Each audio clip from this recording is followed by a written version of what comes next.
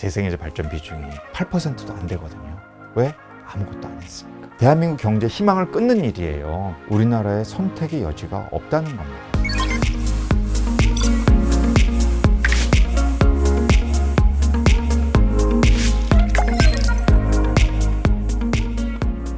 안녕하세요. 서울대학교 환경대학원에서 환경기후 에너지경제학과 또 지속가능 정책을 가르치고 있는 홍종호라고 합니다.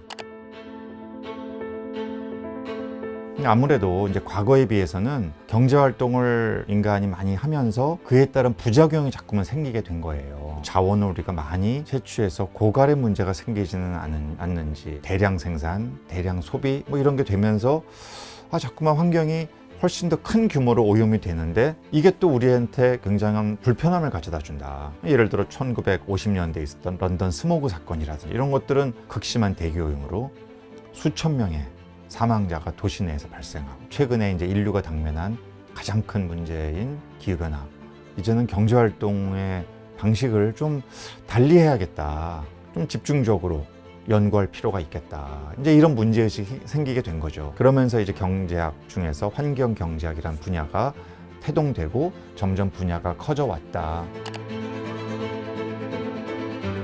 잘 생각해 보면 인간의 경제활동이 환경 없이, 자연 없이 과연 가능할까? 일단 공기가 없으면 사람들이 생존을 못해요. 생존을 못하는데 경제활동을 어떻게 하겠어요? 공장 어디다 지어요? 땅에다 지어야 될 거 아니에요. 맑고 깨끗한 물이 있어야 경제활동을 하는 산업 부문도 굉장히 많아요. 생산활동까지 안 간다고 하더라도 사람들이 맨날 일만 할 수는 없으니까 주말에는 또 여가도 보내잖아요. 한국 사람들의 여가 1, 2위를 다투는 게 낚시와 등산이에요. 산으로 가고 바다로 가고 강으로 가잖아요. 자연환경과 인간의 경제활동은 굉장히 밀접한 관련이 있고 엄청나게 고맙고 필수 불가결한 존재인 거죠. 함부로 이용하고 심지어 착취하고 이제 이러면서 그로 인한 피해가 다시 인간에게 돌아오는 상황까지 이제 이르게 된 거죠.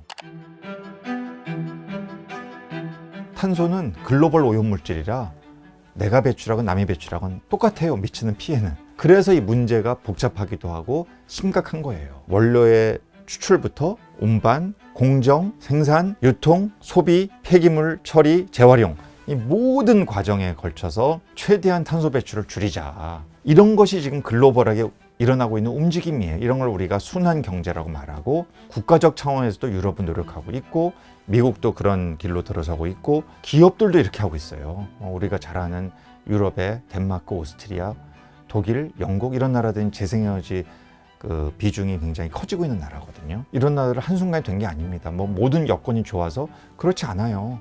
32년 전 1990년 독일의 재생에너지 발전 비중은 딱 4%였습니다. 대한민국 1990년에 재생에너지 발전 비중이 수력의 비중이 당시에는 있었기 때문에 6%였어요. 오히려 대한민국이 더 높았어요. 근데 대한민국은 1990년에서 2009년 정확히 19년 만에 재생에너지 발전 비중이 단 1%로 떨어진 나라입니다. 왜? 아무것도 안 했으니까. 지금은 OECD 38개국 중 자랑스러운 꼴찌지만 재생에너지 발전 비중이 8%도 안 되거든요. 이런 나라는 없어요. 가까운 일본도 20%고 중국도 30%입니다. 한국만 최하위에 머물러 있어요. 독일은 4%에서 계속 노력해가지고 50%를 앞두고 있는 나라가 된 거죠. 독일 우리보다 훨씬 위도가 높아서 엄청 춥고 태양의 일사량도 우리보다 훨씬 적어요. 그래도 열심히 해요. 재생에너지 발전 비중을 늘리려고. 많이 소비를 해야 규모의 경제도 생기고 많이 공급이 돼야 단가도 떨어지게 돼 있어요. 그런 노력을 독일 국민들은 끊임없이 한 거예요. 그러니 이제 30년 만에 전 세계적으로 에너지 전환 가장 성공한 나라 중에 한 큰 나라가 된 거죠. 우리나라에서 재생에너지 잘 되겠냐, 이제 이런 이야기를 많이 하는데요. 우리나라는 국토도 좀 좁아 보이고 햇빛도 별로 없다, 심지어 한국은 바람도 없다, 뭐 이런 그 굉장히 자기 비하적인 이런 이야기를 하면서 우리나라는 재생에너지 안 된다, 이런 이야기를 하는 일부의 분들이 계세요. 생태적 가치가 높은 곳은 우리가 보존을 해야죠. 그러나 산림이 이제 존재하지 않는 이런 산이라든지 이런 지역들도 있거든요. 이런 곳에는 우리가 태양광을 설치하고, 바다에도 또 해상풍력 가능해요. 우리는 삼면이 바다 아니에요. 바람이 왜 없어요? 아니, 제주도에 많은 것 중에 하나가 바람이라고 우리가 익히 배워왔는데 이것을 하는 것이 기후변화에 적극적으로 대응하는 거고, 더 나아가서 우리나라 지역 경제를 활성화시키는 데도 굉장한 도움이 되고, 일자리 창출에도 희망이 될 수 있고, 엄청난 이 변화의 흐름 속에 우리나라가 적극 산업계가 대응하는 방식도 되기 때문에 정말 일석다조입니다. RE100이라는 것은 Renewable Electricity, 그러니까 기업이 생산 활동을 하는데 필요한 전기를 재생에너지로 만들어 써라. 빛, 태양광, 물, 파력, 또 수력, 소수력 이런 것들이, 바이오, 지열, 땅이죠, 땅. 마지막으로 풍력, 바람. 이 5가지예요. 이것의 조합으로 만들어낸 전기로 물건 만들어 내라.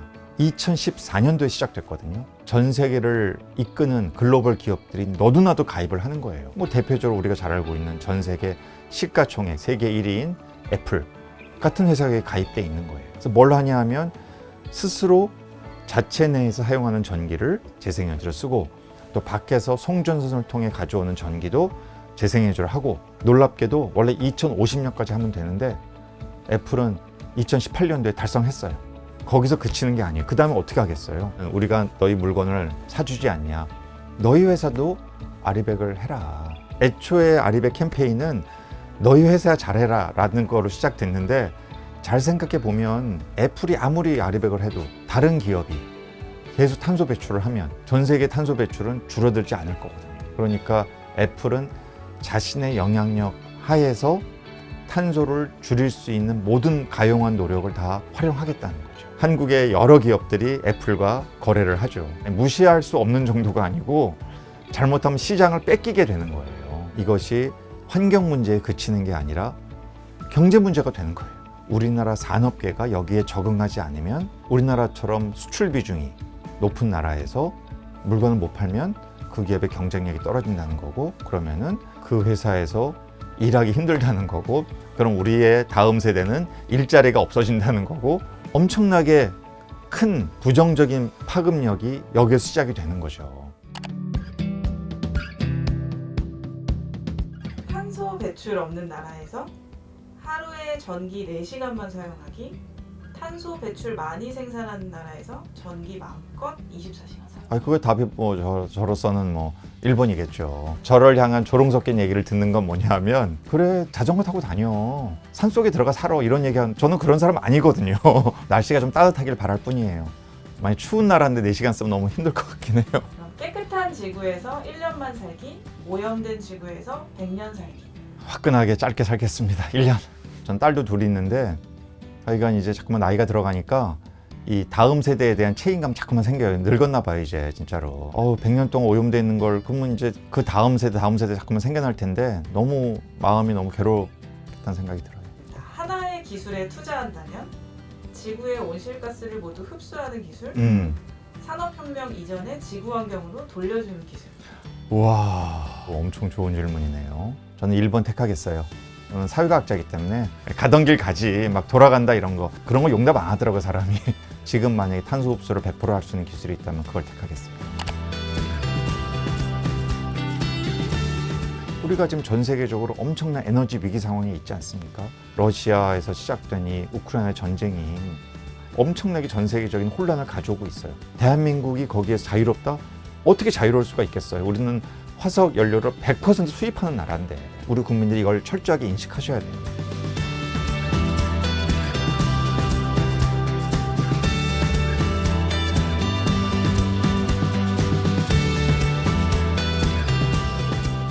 우리가 이것을 피할 수가 없고, 이것을 거부해서는 안 되고, 그럴수록 우리가 말 그대로 화석 에너지로부터 독립해야 되겠다. 더 열심히 가열차게 재생에너지 늘리자. 이런 정책을 지지하고, 이 길을 가자라고 한다면 엄청나게 에너지 효율적이고 엄청나게 에너지를 절약하면서도 경제는 아주 탄탄해지는 이런 어떤 변화를 우리 국민들 만들어갈 수 있지 않겠나. 이것을 우리 국민 5,200만 명 개개인이 다 철저하게 인식했으면 좋겠다는 것이 제 간절한 바람입니다.